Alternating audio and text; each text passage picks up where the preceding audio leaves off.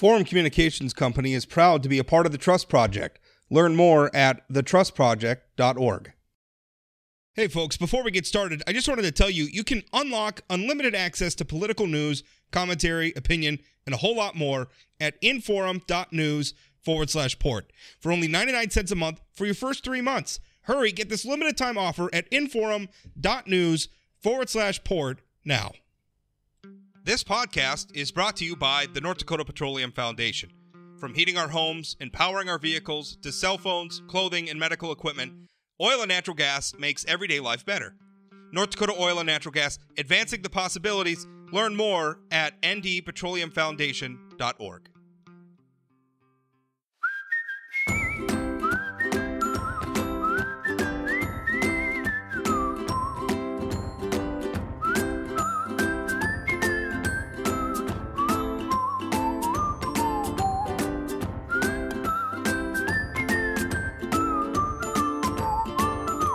Welcome to Plain Talk, and happy to be with you. I'll be honest, I was surprised by the primary turnout last night in some ways. Obviously, a lot of what was being litigated in this primary election was the divide in the North Dakota Republican Party. And, really, I think the turnout was a mixed bag. And I'm not sure that either side can really come out and declare an overall. If we're zooming out and we're just looking at the numbers made up in, the balance of power within the Republican caucus in the legislature, I'm not sure you could say a whole lot's changed.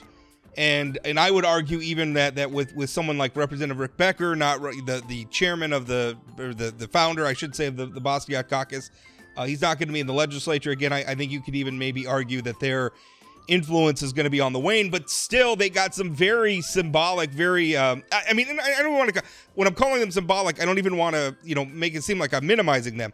They won some big ones last night. District 33, District 8 in particular, what we've been talking about for a long time. Some very interesting results, and we got a lot to talk about on the show. Later in the show, going to be joined by Pat Finken, who was he was very much part of the narrative. He was his Brighter Future Alliance was one of the groups sending out, some of the flyers that the people were objecting to. We're going to talk with him later in the show, but joining me for the first part, and along with my co-host Chad Oban, who's always with me on Wednesdays, is Jim Poolman, former insurance commissioner, former leader, vice chair of the North Dakota Republican Party, all-around political gadfly. Here he is. Mr. Poolman, how are you? Now he's frowning at being called a gadfly. He doesn't like that so much. Oh, gadfly is fine. Whatever you want to call me. Whatever. Rob, all right. Fine. That's fine. And then, of course, Chad, welcome.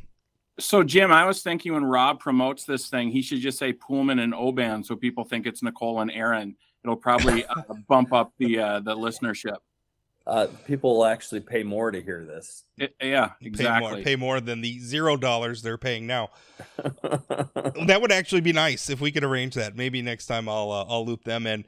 What do you guys think? I have a column up this morning, and I'm leading up to it, I think in columns both in May and over the last weekend, right before the primary, I was expressing some skepticism about, Governor Burgum's approach to this, which is to just basically dump mailers on everybody. I felt like he should have been out making an affirmative argument for what he's doing.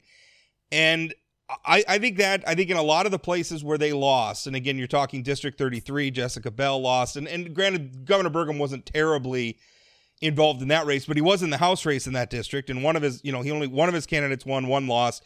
District 8 was a total loss for them. That was tough all the way around. I don't want to say it would have changed the outcome because there's always a lot of factors that go into this, but my contention is that if the governor had taken a different tact, if in addition to doing the mailings and all the other stuff he did, he just went out and got on the stump and talked to people and explained to them what he was doing, the whole thing might have been better received, and maybe a couple of his candidates win. He wins a couple more of these races rather than losing. What do you guys think of that? Well, I think that, one of my biggest takeaways last night is, Doug Burgum and the PAC got a really terrible return on their investment.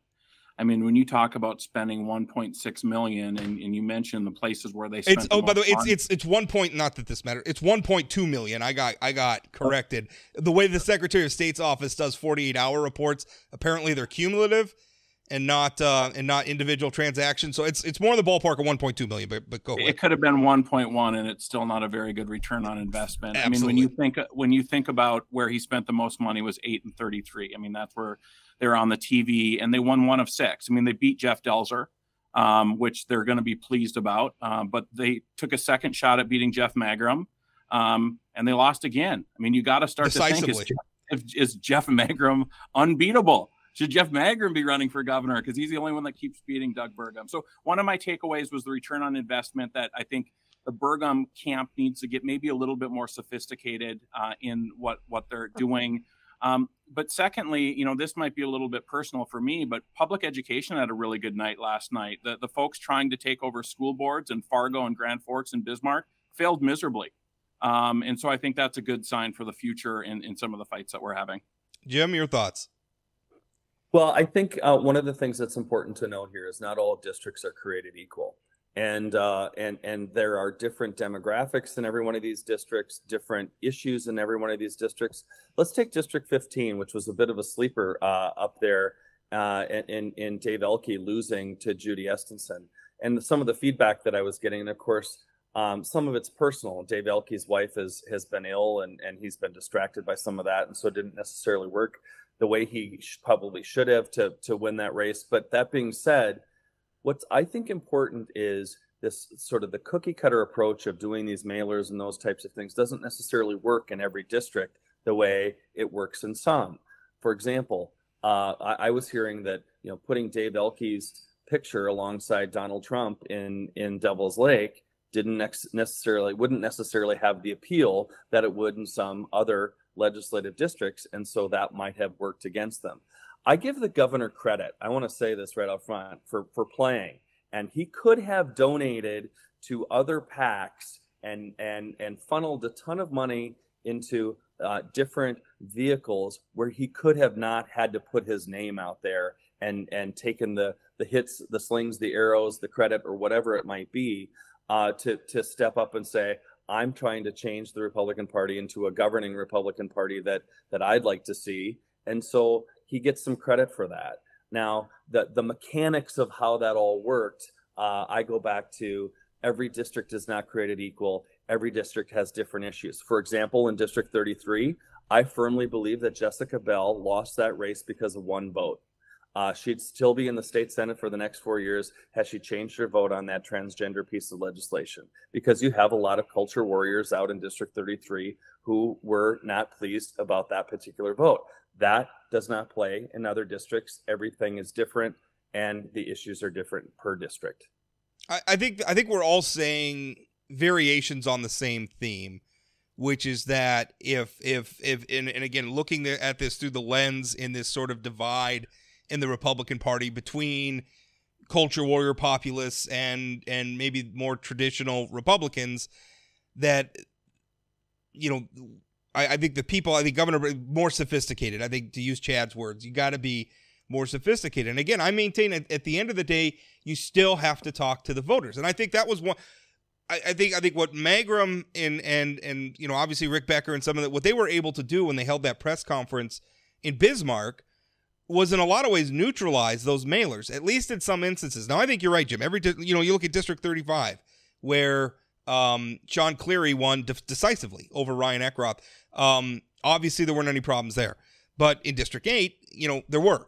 And I mean, at one point, you even had like they had a mail carrier who was on Facebook, complaining about the mailers. They really. I wrote in my column that if you're making a bully like Jeff Magrum look sympathetic, you're doing it wrong. And they kind of did. They dumped money in. They made him look like the underdog. And I think voters responded to that, which speaks, I think, to Chad's point. You got to be more sophisticated about this stuff. Yeah, and I think that this wasn't an election just about Doug Burgum or just about Brighter Futures Fund. I mean, you think about like Representative Schmidt down in 31. Yeah, lost. I mean, that wasn't even on my radar that was a competitive race. Yeah, he lost. And by the way, a big loss. That's a big loss for Minot. I'm hearing from all the Minot people right now Jim Schmidt was very instrumental in fighting for flood control for us, even though he's far from he doesn't represent a district anywhere near us. That was a big loss for Minot, and I suspect a lot of other communities around the state. Well, and Rob, I would also suggest and beaten by a high schooler, by the way. Yeah. So, and I think that's, Rob, you said at the outset that it likely won't change things very much. There are 4 like young active Republicans that were elected last night. Essentially, when you talk about Brandon Pritchard, you talk about Heilman up in the Pullman district, District 7. You talk about Hawley in 33, and then Christensen in 24. I mean, those sort of young, sort of rabid's maybe not the right word, but maybe a little bit more fringy Trumpian candidates, I think are going to change the tone in the House. I think what's happening around here, the Sean Cleary race, right? He would have won 60-40 without Burgum, without Brighter Futures PAC, without all that kind of stuff. I mean, I was on their mailing list, and I didn't get anything from Burgum until the last week. And I think Sean was in pretty good shape. But to Jim's point, District 35 is different than so many of these other rural districts. This is a company town, right? We're connected to the state government and all that kind of thing. So maybe we're more open to that. Some of the rural areas are just mad at everybody. And so having the governor come in and spend all this money doesn't land very well. And I also agree with Jim's point that the governor should do this, right? I mean, if this is the way he wants the party to go, he should do it. I agree with that. I think the governor should do it. I just think he should do it differently. Does that make sense, Jim? Yeah, I think it goes back to campaign mechanics. And again, I give the governor credit for stepping in and putting his money where his mouth is. And forcing legislators to say, okay, you voted no on 40 of 49 appropriations bills. Why? And you don't get a pass for that. Then explain your votes. And some people don't like to have to explain that kind of thing. But I do agree with you that in some particular cases, for example, Magram, he may have successfully made himself out to be a martyr, and that's unfortunate. But again, every district is different. One of the things that's going to be interesting to see is if the behavior in these legislative caucuses changes based on the campaigns that were run in primaries. Will it shift to the right to make sure that they don't have those types of primaries that we just had, or will they not want to vote no on so many of these budgets because they're going to have to explain it without offering amendments or any changes to those budgets? It'll be interesting to watch to see if behavior changes because of what we just saw last night. Hey, Jim, can I ask you a quick question? Do you think the incumbents losing last night will have an effect on who gets elected majority leader? I mean, I think without having Bell there and Elke there and potentially a contested race on the Senate side, do you think that that's going to matter? I think that there's a lot of vote counting going on today, based on where the philosophies line up with potential leadership candidates, and yes, I do believe that that'll make a big difference. Well, and there may be some calculation who runs and how they run. Well, I mean, if somebody wanting to be a majority leader of the House, for instance, is going to have to start thinking about the people in their caucus that they're going to have to up here in Minot. In District 3, which, by the way, is still unsettled, and I think we're in for a little bit of a mess in District 3 because I've had, first of all, one vote separate. Lori Van Winkle, obviously was the top vote getter in the House race. Senate race on the Republican side was uncontested. Jeff Hoverson and Roscoe Striley separated by one vote. But there's some weird stuff going on. Like if you were watching the totals come in, it said, 4 of 4 precincts partially reporting.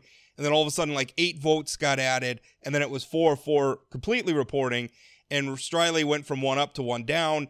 And somebody was telling me that they think, and the recount will catch this, but what they think is that they may have put some test votes in the system and didn't clear them out, and that has actually happened in previous cycles.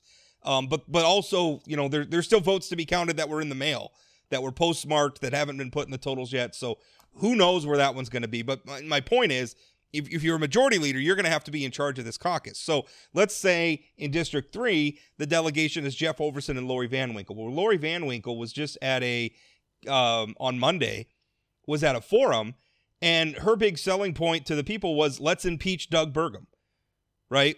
let's impeach Doug Burgum. That was her big push. And also let's abolish property taxes. And then somebody asked, Striley, made the point, well, if we abolish property taxes, we're going to have to increase state spending, because how do you replace that revenue? You're talking about $2.4 billion or whatever it is. That money's got to come from somewhere. Are you going to create a new tax? Are you going to raise taxes? And also, if the state's going to do it, the state's going to have to replace the funding, unless we're going to close schools or fire departments or something. So her thing was, well, there's smart people who will figure that out. I guess completely losing sight of the fact that the legislature is supposed to be the smart people who figure that out. Anyway, if people like that are now in the House caucus, whoever's majority leader is going to have to deal with them. So that would go into the calculation for people. Do you want to be majority leader over this? And I think that, we've had lots of conversations about how governing is hard. And so it's easy to be in the Bastiat caucus. It's easy sometimes to be a Democrat and just sort of complain about things, but actually trying to do things is much more difficult.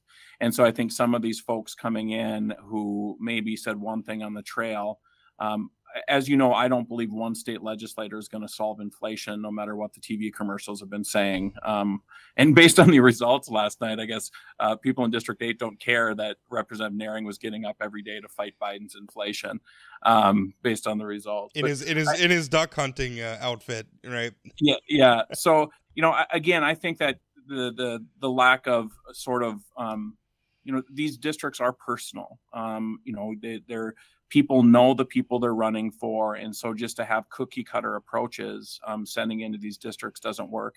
I also think it sounds like the polling was off. I mean, I know that I talked to a lot of people who said Elke's fine, Bell's fine. You go down the list of all these sort of normal folks that the Burgum polling showed were in good shape. It's hard to poll a legislative district. I mean, to get a sample that's worth a damn. So I guess lesson learned next primary, maybe not believe the polling, but it's an interesting night, and I think a mixed bag across the board. Rob, let me just go back to your question and ask you or answer this way. I think that there are probably going to be declared candidates, fully declared candidates for majority leader in both the House and the Senate here very shortly, probably this week. And they've been talking to incumbents already. And so here's what I think is going to happen. And what I think is beneficial for caucuses and leadership to have a primary like you had last night and some changeover is that it forces leadership, or those that are going to be in leadership, to bring those new members into the fold and make them feel like they are part of the process. And what I think has happened in the past in respective caucuses is that some people, since the Republican caucuses are so big and Democrats don't matter, and I don't mean that, I mean, you know how I mean that politically, is that it's the same leadership structure that's brought into the fold, and new members are sort of left out of conversations and they need to be brought in.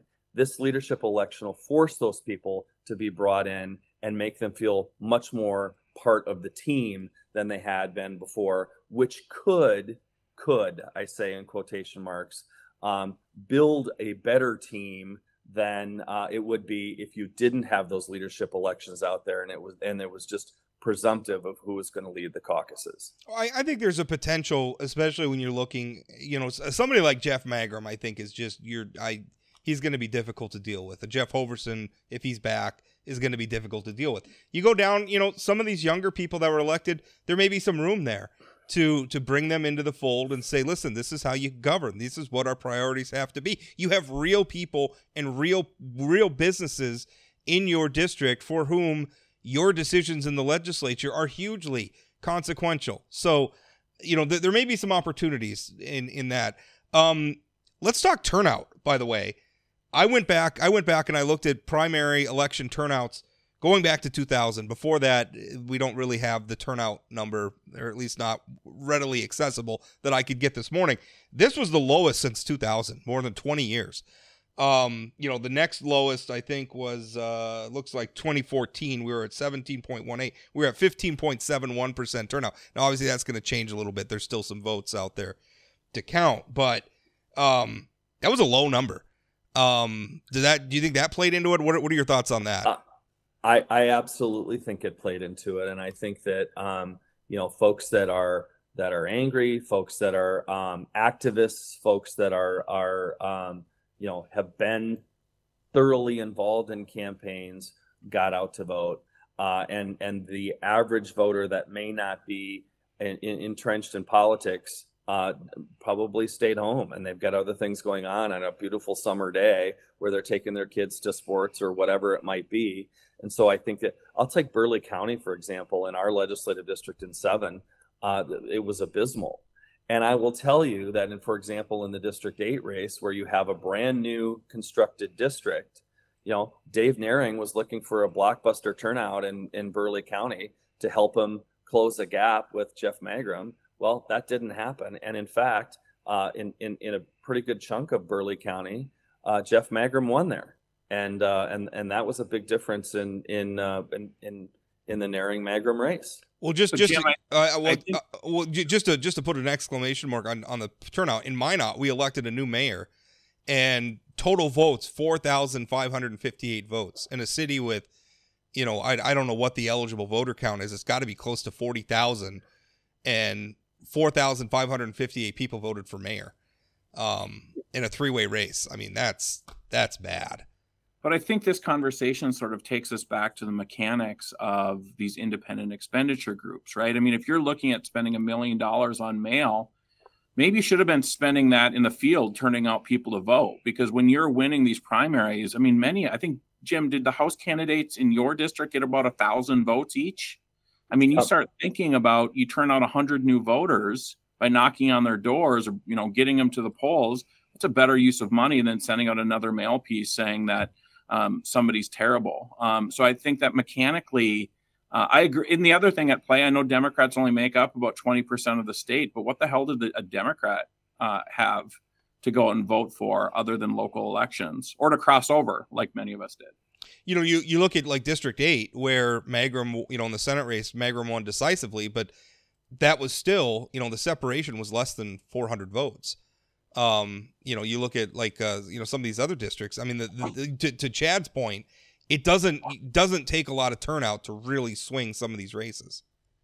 I'll give you an example, Rob. Watching the Jessica Bell, Keith Boehm race last night in 33, Boehm was ahead because, Morton County and a couple of those, other spots that were likely to be good for Boehm came in, and it was like this wide percentage spread, but that was like 25 points, but yet it was only like 300 or 400 votes, and so that's why the gap closed when Mercer County came in, because there's a bunch of votes there from Mercer, who by the way vote by mail primarily, and so which made it a lot easier for them. But the low voter turnout, as just to put an exclamation point on one that was just made, is that when you can close a gap of 200 votes, it's not that hard to do with a turnout operation. I also would say this, and I haven't thought about this, but I've heard it from a couple of people in districts where there was a ton of mail or some negativity or back and forth. Some people were maybe just turned off by that and chose not to go to the polls on a nice summer day. I think that's a fair point. There is I mean, it's really easy to vote in North Dakota, right? I mean, I don't think that's the problem. You don't have to register before the primary. You just got to make sure you got your address straight on your ID, and you're good to go. So that's gonna be very, very interesting to watch. But I think you're right. I mean, it could have been just that people were turned off. The other thing too, when we're doing these election analysis, I think it's always an exercise in justifying why you lost without having to reconcile the fact that maybe you just weren't what voters wanted. And I think that's a part of this too. For instance, we were talking about District 33, and Jim, you said that Jessica Bell is probably still going to be in the state Senate, but for that vote on regulating, the participation of transgender students in high school sports. She voted to sustain Governor Burgum's veto of that. And I thought Governor Burgum's veto was appropriate for that bill. I didn't like that bill, but clearly a lot of people out there thought that bill was so important that they voted out a person who saved the North Dakota's largest coal-fired power plant in the heart of coal country. if that coal plant goes away, entire communities in District 33 dry up and drift away. But what was important was the vote. I think that gets back to maybe messaging and maybe trying to convince voters that there are bigger priorities than that. But if voters, Rob, if that's the priorities voters have, then I don't know what you do about that. Yeah, they have to be open to it. I mean, when we had Jessica on this podcast and she talked about the transgender vote, and she talked about the fact that it's words on a piece of paper that matter. And here's why she voted the way she did. It's impossible when the other side is saying trans people are going to be in your bathrooms and all those other things. I will say one thing about many of the incumbents, not many, but certainly Jessica, she left it on the field. Right. I mean, so many of these candidates did everything they could. And sometimes it's just the voters aren't with you. So I think Jessica should be happy this morning. I think in probably a week or so, she'll probably be pretty happy that she's not going back to Bismarck in January when she comes to terms with that. But, when you leave it all on the field and the voters just aren't with you, at least you can sleep at night. I mean, and if she lost because of the transgender vote, it was the right vote. And sometimes you just have to vote the right way.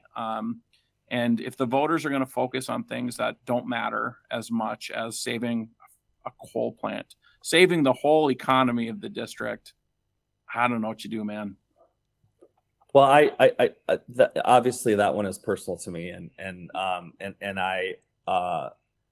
we lost an incredibly effective legislator last night. And right. Let me give you another example. Not just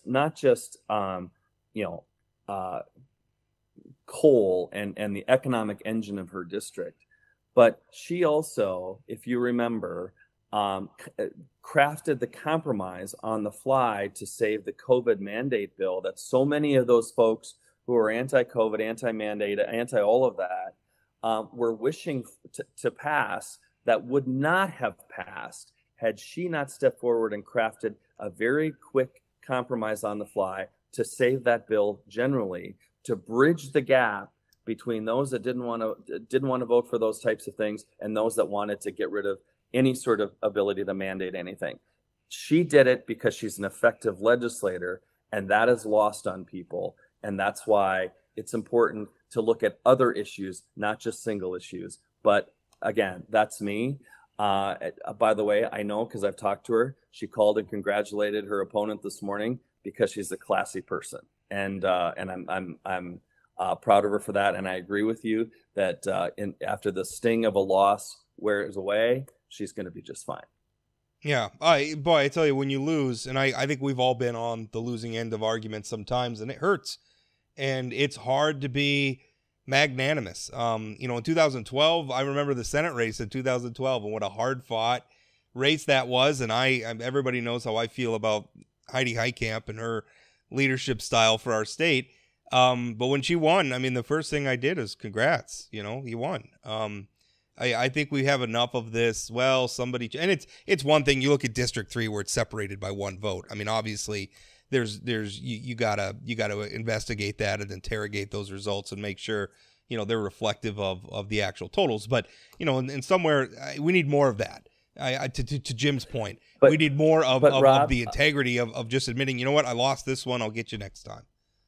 I totally agree with that. But back to the point of laying it all out on the field, District 3 is another one. Roscoe Striley worked his tail off, put together a plan, a serious, you can paint Roscoe however you want to, but this guy put together an actual, first of all, a campaign plan, but an issue plan, and brought forward a serious plan on an issue. We didn't hear much of any of that throughout the entire campaign about ideas on how to govern, ideas on how to make things better. And, he drove the entire conversation in the last 3 weeks of that campaign in District 3. And it became about a serious issue about property taxes and how are you lowering them and what is the state going to do about them. And I love the fact that win or lose, he drove the conversation. There needs to be a hell of a lot more of that in campaigns rather than just talking about platitudes or, culture warrior issues. Yeah, Jim, I could not agree with you more on Roscoe. I mean, when he was on the podcast, we had like a real conversation, and he was talking about why 50% versus elimination. And then I drove into Minot like a week later, and the electronic billboards is Roscoe 50% reduction in property tax. And then Lori Van Winkle, let's get rid of all property taxes. And to Rob's point, with no thought that goes into how do you do that? I mean, governing is really hard. How do you do that without hurting the people, right? So I know we only have 3 minutes left, but were you guys surprised by the margin in the Fargo mayor's race? I mean, I thought it would be, I'm not surprised by the result. I'm surprised by the margin. I mean, Shannon Rose Jones only getting 15% of the vote, I think is where it ended up. And remember that one is approval voting. So it's a little not apples to apples with some of the other numbers we're talking about, but, I'm not smart enough to figure out that entire approval voting system. I prefer to pick one candidate and be done. So I don't know exactly how that rolls out, but I do believe that this whole issue of the townhomes in Fargo and managing a conflict of interest was a lot. That is an easy concept for people to understand and to get and to process. And I think that if you're explaining that and trying to explain it away, you're having a very tough time. I think I think she also made a mistake when she didn't have a plan in place for how she'd handle her legislative seat. I had her on Monday right before the election, and I asked her that question, and she basically said, I'll figure it out if I win. I think you need a decisive answer for voters on something like that. That's the sort of thing that turns people's heads. Well, Jim, we've used up all our time with you. We're going to move on and talk with Pat Finken here in a moment, but thanks for your time. Hey, thank you guys. Great to be with you. Bye-bye. Well, Ed, we just finished up our conversation with Jim Poolman. It was a very consequential primary night. Now, to finish out the show, we're going to have an interview with Pat Finken, who was one of, he was directly involved in these races. His Brighter Future Alliance, right? Is that is it the Brighter Future Fund, Brighter Future Alliance? What is it? Brighter Future Alliance. Brighter Future Alliance was one of the groups running flyer. Governor Burgum's efforts got the most headlines, but certainly the Brighter Future Alliance, was sending out mailers as well. Pat, we've been talking about a lot of it. It was a low turnout night. I went back and understanding there's still ballots out there to count, but as it stood as of this morning, lowest turnout for a June primary going back to 2000. So very low turnout. Let's start here. What's your headline coming out of last night? You'll have to forgive me. My dog is in the background. He's heard something in the yard. So this is what happens when you work these days. Well, I think the headline is that it's a mixed bag. Obviously, Brighter Future had a mixed bag. We had some wins and we had some losses. I think there were places where the outside money played, and I think there are some races that there were other factors involved. I think it's a mixed bag. I think all in all, the Bastiat's probably, as you pointed out in your column, broke even or maybe even gained a couple, although we won't know that till the fall because some of those gains are in districts that we might not carry in the fall. So, like I said, it's a mixed bag at this point. I just have to say before we get started, when Pat got on, he said, who would have thought that Chad Oban and Pat Finken would be on a podcast together? And Pat, I want to remind you that when Aaron and I adopted our son, the first gift we got was from Pat Finken because you were working with Aaron on some tobacco stuff. So if you ever wondered if North Dakota was a small place, I think that's a perfect example of and how nice people are in North Dakota. Well, your wife is one of the truly nice people. I've always really liked her. I always appreciated her, and quite frankly, respected. That didn't mean we always were on the same side of the data, but when it comes down to the elections are for choosing. After that, it's about working together, and your wife has always been somebody that you could work with, and so and by the way, you can tell her congratulations from me on her new gig. So now, Chad, you on the other hand, no. I often tell people if they know Aaron before they meet me, they're often very, very disappointed when they meet me. They have too high of expectations. Well, so Pat, that's a charitable soul, Chad. That's all. Yeah, exactly. So I think you describing last night as a mixed bag on the legislative races is exactly the way I would describe it. Looking at the races you guys competed in, it looks like you were maybe under 50%, Hall of Fame if you're a baseball player. But can you talk a little bit about some of the races that that maybe the normal Republicans were unsuccessful in some of the factors that you saw at play across the state? Well, I always like to start with the good news. The good news is I think we made a rather substantial impact in 28 and 35. I think those are two districts. And if Roscoe prevails in 3, that'll be another one. Because obviously compared to last election, the incumbent in that district really had a considerable drop off. It's just that was there enough there to make up with Roscoe? And that'll be decided in the coming days. But yeah, I mean, those 3 are the ones where I thought we made an impact. There are some that we didn't, and I would point to not a legislative race, but I think the money we spent in Fargo on the city commission race probably worked against us in that because of all the attention it got.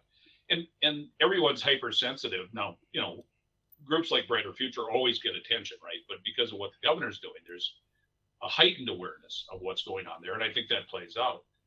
But one place where I think that didn't play out as much as it gets the attention is in 33. You asked me the question, what did I think were some of the factors? 33 is one of those. Anna Novak won, obviously supported by the governor. We didn't have a dog in that fight, but obviously it made a difference because Jeff Delzer lost as well. Beyond that, though, Jessica Bell, I think that's going to come down. And while there's always a lot of factors in why people win or lose, I think if you look at 33, the biggest factor is not going to be money, even though that did play, the money she raised, the money everybody else put into it. But the biggest issue is she voted against the veto override on the transgender bill. And at the end of the day, that mobilized that evangelical Christian right in that district, which is a powerful force. And even though she's long been strongly pro-life, all those things, that one vote, if I had to pick one thing in 33 that made a difference there, that's the vote. That's what got Keith Boehm into the race, actually. We talked, in fact, we all came to that conclusion in the first part of the podcast that vote was probably, to the extent that any one variable can be the variable, that was probably it for that race. My argument this morning, Pat, is I'm feeling like, because obviously there's a divide, we've been talking about it for so long, there's a divide in the Republican Party, and it's making some people, like you talk about this podcast where you and Chad are talking together, it's making some people who spend most of their time disagreeing with one another on policy kind of come together in favor of serious policy makers, right? People who are going to engage in the debate in good faith, who are going to have serious proposals, who understand how the government works. And I think that's what a lot of us have been fighting for, is not everybody who elects has to agree with me, but everybody has to take this job seriously. And so if we're going to continue that debate going forward, I think some of the electioneering stuff that's going on, I use it, that sounds kind of like a pejorative term, but you know what I mean? Some of the campaign stuff that's going on has to get more sophisticated. I think for instance, my argument this morning in my column was that Governor Burgum would have been a lot more effective if he had made the affirmative case for what he's doing. If he had come out, because I think that's what Magrum and them, they held the press conference, they were talking to people about it, and they turned the tables on it. And on the other side was really nobody, right? I mean, the candidates were left to explain it, but the candidates don't have anything to do with it, right? It's independent spending. So, the candidates are kind of forced trying to make the governor's case for him. I thought the governor should have made his case. Get on the stump, get behind the bully pulpit, do whatever you need to do to explain to the people what you're doing. Like, do the voters the courtesy of explaining to them why you're doing what you're doing. I think that was a big mistake he made. Yeah, and I would tend to agree with that they had to do a better job of that. But again, talking about multiple influences, that 8's a good example of that. One is if there was an example of the Bastiat, Jared Hendricks machine kicking into high gear, that's the district, right? I mean, Magrum's power base has always been Emmons County, but they worked very hard in Burley and McLean to shore up their weaknesses there, and they turned their voters out in a large turnout. And that was a well-run, well-oiled machine. And while they did get a lot of press and they were effective in neutralizing some of the outside influences, including us, the bottom line is that I would tell you that the organization there and the fact that he appeals to that crowd, and I would argue that he swept his popularity and his machine is what swept Pritchard and to a lesser degree Sue Ann Olson, but certainly contributed to both of them winning. They rode his coattails. Yeah, no question. Left to their own device, I still think Sue Ann Olson, because I think she's going to be a quality legislator. I actually have known her a long time. I think she's going to be a good, solid, conservative legislator, but certainly swept Brandon Pritchard in behind him. So, Pat, one of the things we talked about in the first half hour was sort of the tactics that are used by outside money. And I think, you've been involved in this for a long time, and, field can help at the margins. And with these low turnout elections, you're sort of in the margins to start out with, right? I mean, even if you're winning 60-40, it's a couple hundred votes. Do you think that, Brighter Futures and some other, maybe the Burgum camp will look at tactics a little bit differently, that maybe it's not paid media, but instead investing in field and turning out? I mean, in so many of these races, if you do turnout and you get another 100 votes, 150 votes, you're winning a lot of these races. And so, $1.2 million, I don't know how much you guys spent. Actually, I could, but I don't. Do you think that using maybe some different tactics to turn out, and maybe you did that and I just don't know it? Well, the reality is that I think you're onto something there, but keep in mind that voter turnout, GOTV, as you have worked campaigns, still requires that voters have made a decision. Because the GOTV efforts unto themselves aren't going to get people to vote one way or the other. So you still have to do the communications piece that causes them to want to vote one way or the other. But then, as you can see, especially places where, like 3 is a good example of that. I don't think any turnout effort in 8 would have made a difference, or 33. But certainly in some parts of the state, that would have made a difference. And 3 is the poster child for that, is that having a robust voter ID and turnout, once people have taken a stand, and then driving your people to the polls. That's essentially what we did with Measure 5, the outdoor heritage measure, right? We convinced people that it was a bad deal, but then we also had a very strong get out the vote.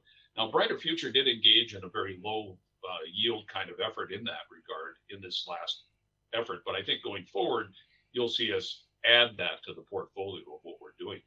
And actually it fits in with, because we're talking a lot about elections today, but that's a very small piece of what Brighter Future does. Brighter Future is largely issue driven. We support energy development, pipelines, those kinds of things, a lot of policy kind of work, but we're also into one of our efforts right now is identifying energy voters and making sure that they're well informed and then show up. So I would agree wholeheartedly with you that is a big piece of it.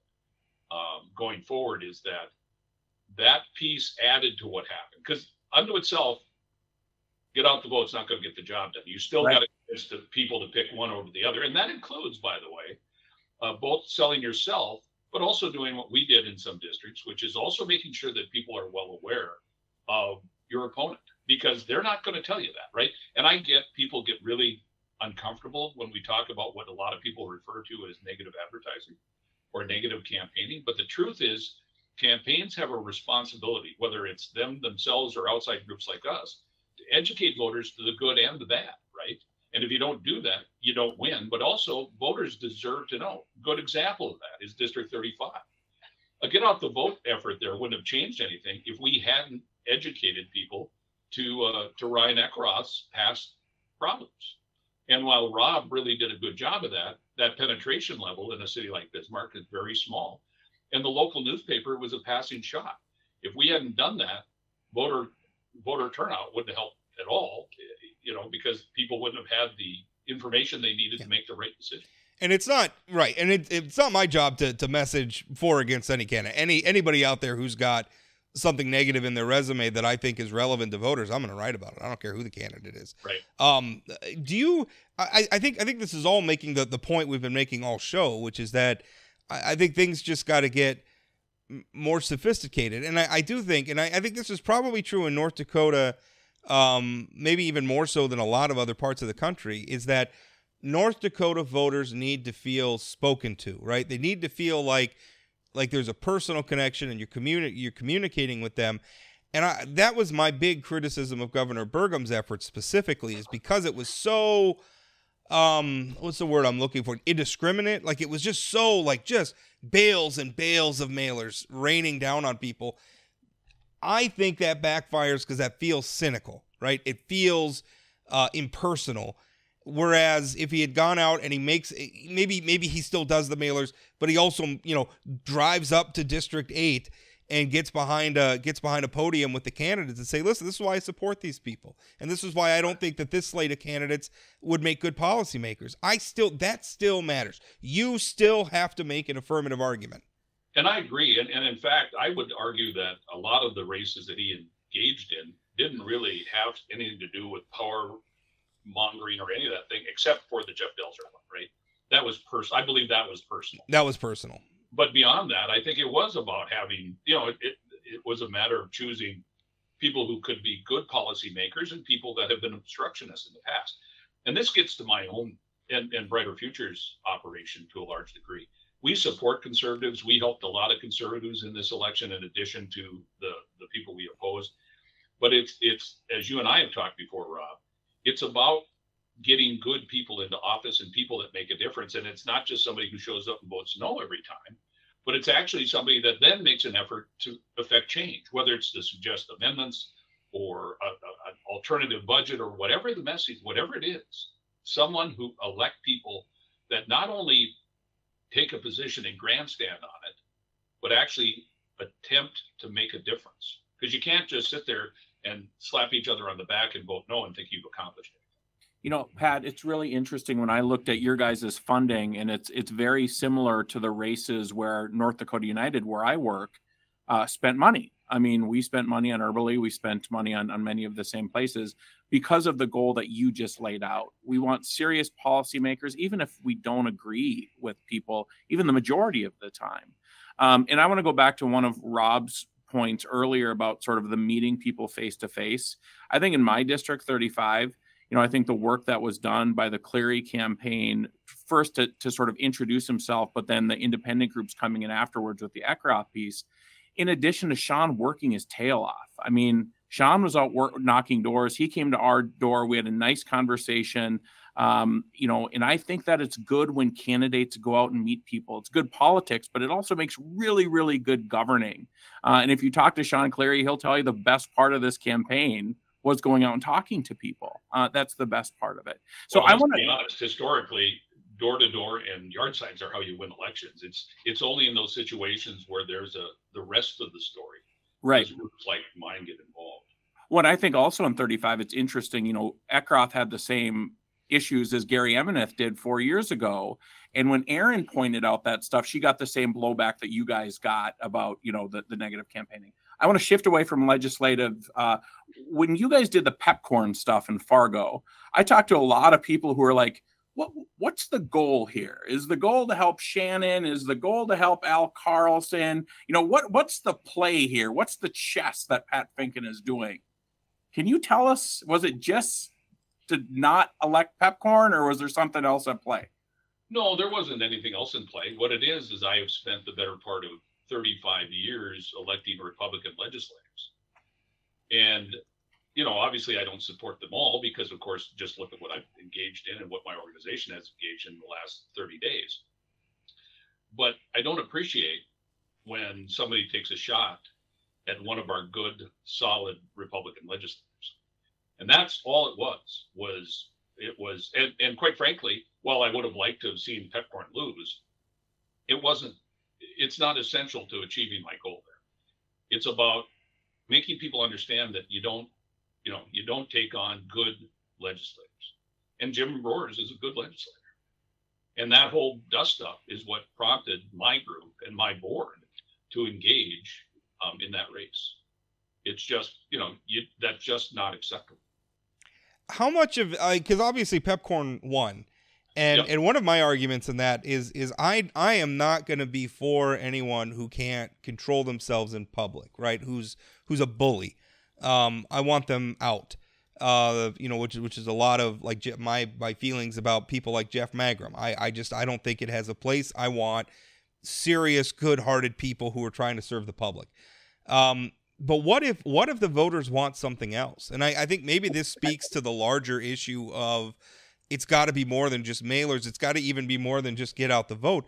There's like a philosophical argument here that has to be won, because right now the voters of District 3 seem to care a hell of a lot more about a single vote about transgender students than they do about the economic future of their communities, right? I mean, that's the way they voted. I mean, it seems like that's their priorities.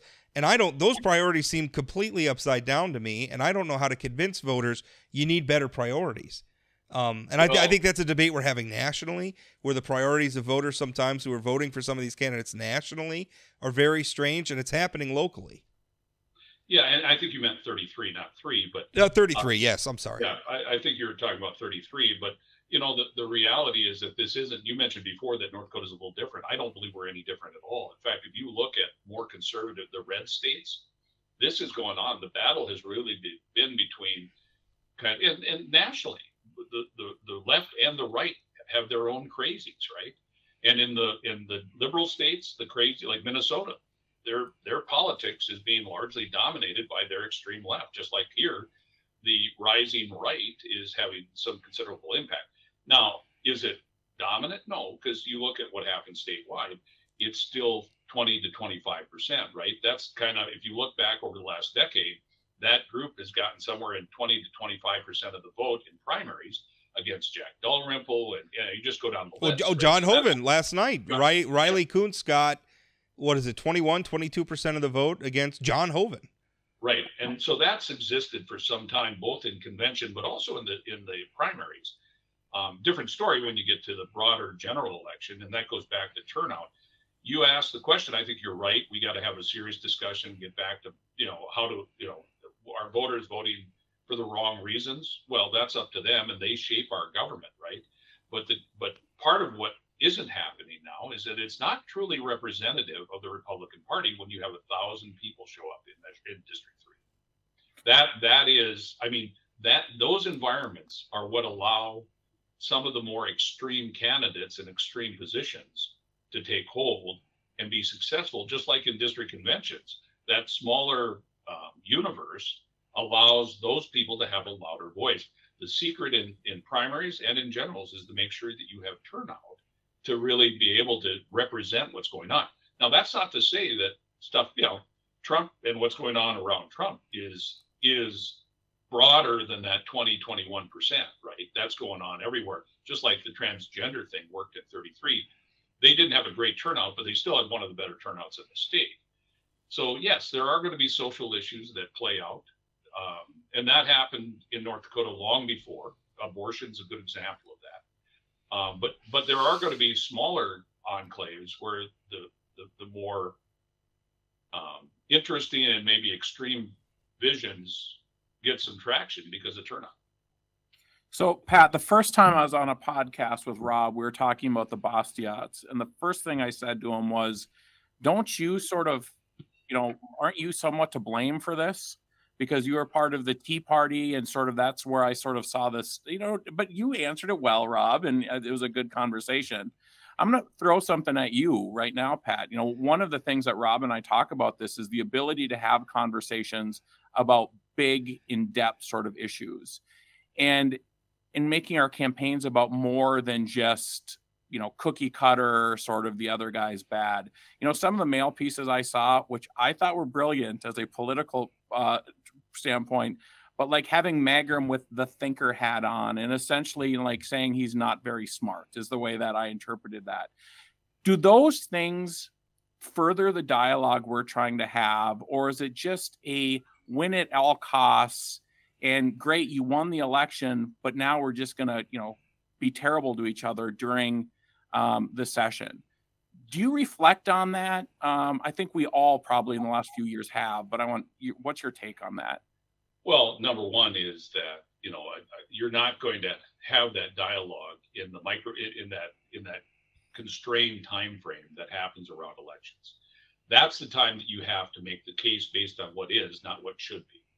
And that's why we focused, even though we had some clever ways of communicating it, everything we did was still about an issue. It was still about a vote.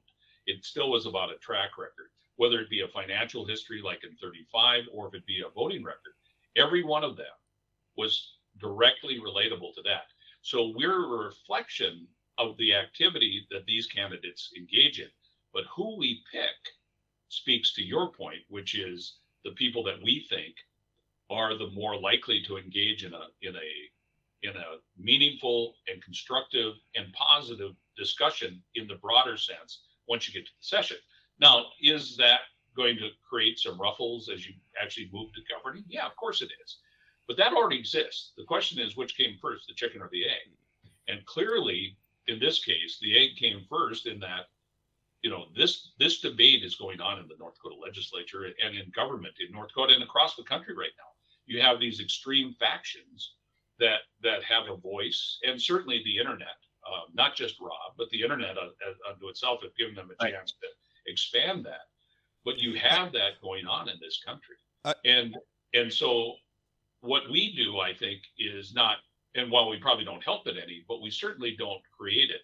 We reflect it in what we do. Rob's going to get all defensive now. Oh, no, I like that Pat had to clarify when he was referencing the role of the internet in North Dakota. He had to make it clear he wasn't just talking about me, which I kind of take as a compliment of sorts. I think Chad's point is well made. I think everybody, has a lot of thinking to do about our rhetoric and the way we talk, and whether that harms our ability to govern with people that maybe we don't like very much. I think that's one of the challenges of living in a democracy, is that the people you disagree with never go away. There are no permanent victories. There's always another election looming. And, I think we also, are my hands dirty? Yeah. You show me the person whose hands are clean on that front. So that's a tough one. We have just a few minutes left, Pat. What do you think this does primary day? And I think, there is still a general election coming that's going to move some of these chess pieces around a little bit. But what do you think of the power dynamic in the legislature now? Or the Bastiat, does that coalition have more power, less power? My feeling was it seems like it's maybe going to be about the same. But what are your thoughts? Well, you got to get through the general. Right now, there will be, by my count and others I've talked to, about 35 new faces in the legislature. And now that's assuming some upsets, assuming some don't upset, on both sides of the aisle, right? So there'll be more to weigh out to get there. But do they have more influence? Yeah, I think there will be, especially if Donna Henderson beats Marv Nelson, they will have a net gain. You've got Dawson Holly taking out Jim Schmidt. District 8, by the way, for the record, was a wash, right? That was already all Bastiat. But in 33, I don't think Keith Baines of Bastiat. I think you're going to have that's just one solid individual with another solid individual, I think is what's going to happen there. So in essence, I think there might be a slight gain in that. We'll know more come fall, but I certainly that then if there is, could affect leadership, because there's a huge vacuum in leadership right now with all the changes going on. That'll be the story to watch once we get through the general, is how does it play with the people that are positioned? Because 35 new legislators, whether they're Bastiat or not, really is going to create an environment where it could have unique and surprising outcomes. I do want to point out one thing. I'm not totally down on everybody that aligns with Bastiat. I think Matt Heilman is a serious young man and has some potential. Will he probably align with them and kind of vote that way initially? Yeah, but that doesn't mean he's like that forever. I actually think Dawson Holly is young. And when I was 18, you got Holly who's like 18 and Matt Heilman who's like 20. When I was that age, that was me, right? It's just that we were all about Reagan, not about Rick Becker in those days. But so, there are some really good, solid people who have the potential to be really solid, good legislators and future elected officials in that crowd. I think there are just some really good people in there that can make a difference. Obviously, with that, it's one of the reasons we opposed Sebastian Ertel. It's one of the reasons why, and got beat in District 8. But there are some of these young, idealistic people coming up. I think Cole Christensen is somebody who's a serious mind, who's not just grandstanding and voting no. So I think it's important to differentiate. It's not that this is all good, all bad. There are just some, like anywhere, there's some bad actors, but there are an awful lot of good. And some of the new faces, especially in this group of 35, I think there's some serious people in that will actually will make the dialogue and the legislative process even better. We made that point in the first part I did, and I think Jim and Chad agreed that, you know, there's some opportunity here to bring in, especially some of the newcomers, and say, you know, listen, you have constituencies, you have real families, real businesses that live in your district that you're obliged to serve, and to try to serve well. And it can't just be about whatever was on the Fox News primetime that they're screaming and shouting about. It's got to be about real issues that matter to North Dakota. And sometimes that's going to be boring stuff like culverts, but it matters. So that's going to be interesting. Sorry, go ahead, Chad. Rob, one last thing. I mean, Rayanne Kelsch gave a group of freshman legislators several cycles ago the advice: you have 2 ears and 1 mouth for a reason. Use them proportionally in that same way.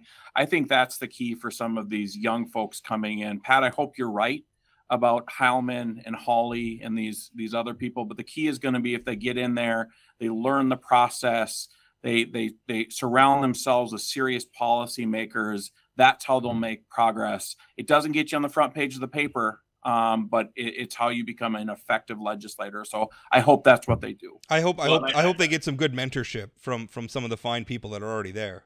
Well, and you saw that happen in the past. You know, you think about Wayne Stenjum and Jim Pullman and these people.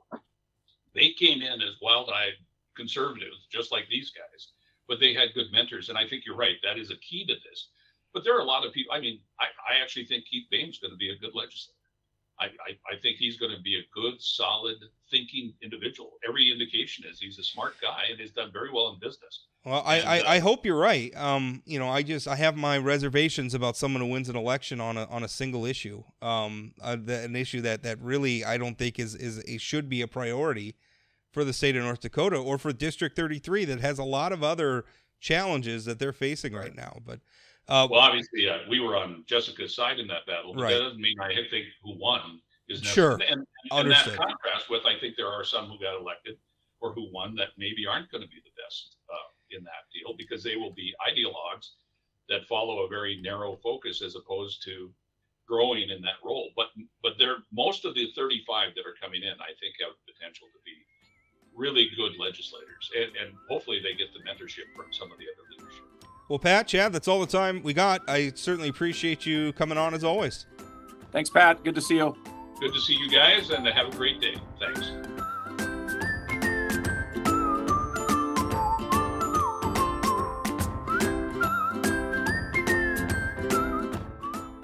Want more political news like this? Visit inforum.news/port to get 3 months of unlimited access to our news network for only 99 cents a month. Don't wait. Get this limited time offer at inforum.news/port now.